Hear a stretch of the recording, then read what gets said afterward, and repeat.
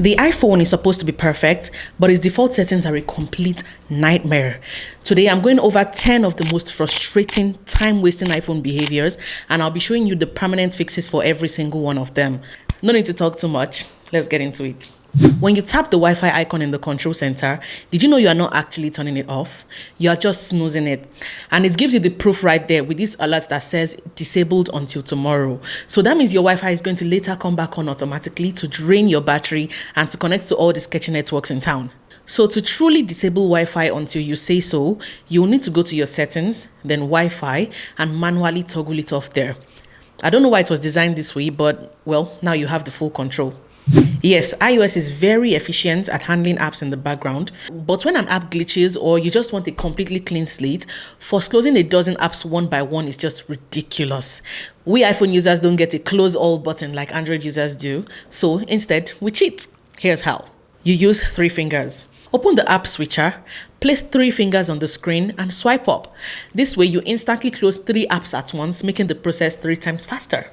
When your phone is unlocked, incoming calls can show up in 2 different ways. The first one is just a small banner on top of your screen that won't interrupt what you're doing, while the other one is a full page that completely hijacks your screen. Rude. Most people tend to prefer the banner, so go into your settings, then apps, then phone. Tap incoming calls and select banner.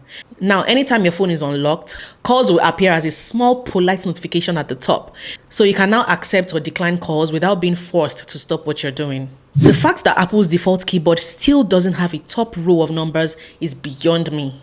You constantly have to hit that 1, 2, 3 key to type a single digit, which I dislike with a passion. So my solution is to simply use a completely different keyboard. My current favorite is Gboard. So just download the app, enable it in your settings, and you instantly get a number row, some nice themes, and just cleaner typing options in general. Moving apps around the iPhone home screen has been a pain in the behind for so many people for a very long time. You often find yourself chasing folders around or hovering at the edge of the screen waiting for the next page to slide in.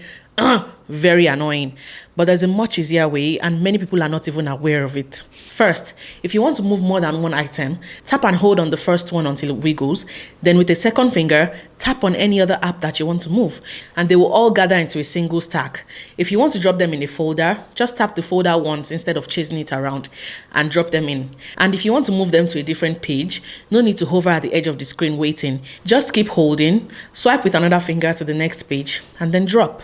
If you've ever accidentally hung up a call by pressing the power button, raise your hands. Here's how to disable it. Go into your settings, then accessibility, hit touch, and then turn on prevent lock to end call. This way, anytime you have an incoming call, pressing your power button will just lock your screen and won't have any effect on the call. Shake to undo is an iPhone feature that lets you undo changes just by shaking your phone. But many people accidentally trigger it and don't really find it useful. So if you're one of those people, you can simply disable it. To do that, go into settings, tap accessibility, then touch, and simply turn off shake to undo. It's really straightforward.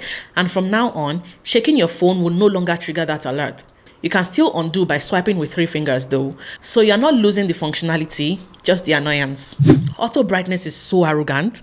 Apple thinks it knows what's best for your eyes, but many of us just want our brightness to stay exactly where we put it, right? And if you wanted to disable auto brightness, Apple has hidden it so you can't easily find it. No worry, I'll show you where it is. Go to your settings app, hit accessibility, then hit display and text size. Scroll down and turn off auto brightness, and you have full manual control over the brightness of your screen.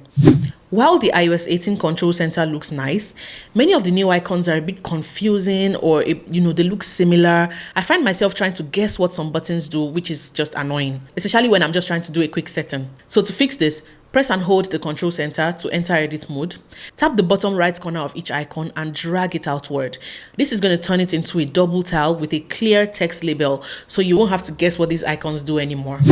I understand that app developers need ratings, but I'm not rating your app right now. I don't have the time. These constant pop-ups are so annoying, and most of us just end up tapping not now anyway. So if you want to silence them all, go to settings, scroll down to apps, then tap on App Store. Scroll to the bottom and you see in-app ratings and reviews. Turn it off and here comes some peace and quiet. If you were able to fix even one of those annoyances, You're very welcome. Make sure to smash that subscribe button right now and give this video a like. Let me know which fix was your personal favorite in the comment section. And if you want to find out what settings to change to double your battery life, click here and I'll see you there. Thank you so much for watching. I'll catch you in the next video. Bye bye.